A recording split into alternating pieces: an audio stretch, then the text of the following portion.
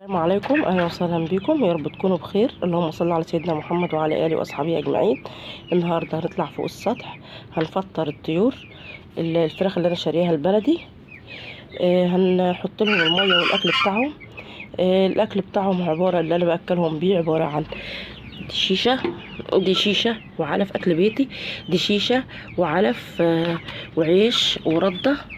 هنحطهم في العلافه بتاعتهم بالشكل ده كده.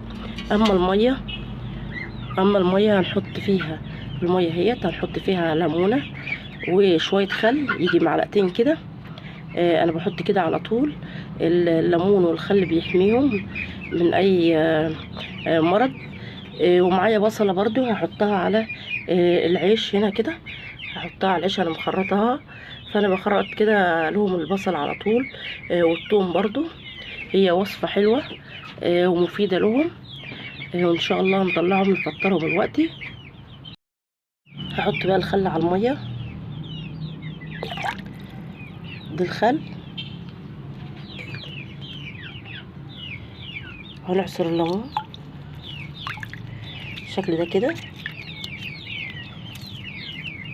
الليمونه التانية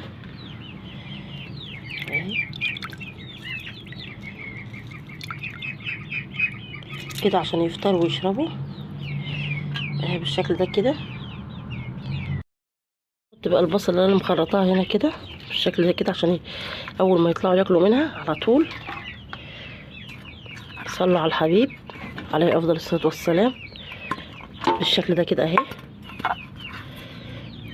هنخرجهم بقى ان شاء الله. صلوا على النبي. انا كان عندي قبل كده من فتره، بس أنا اول مره اجيب من فتره علشان حصل فيهم حاجات كده ومرض وكده، فانا بطلت اجيب شويه وبعدين ابتديت اجيب تاني بالشكل ده اهو. صلوا على النبي. هم يبداوا ياكلوا. ربنا يبارك يا رب اهو.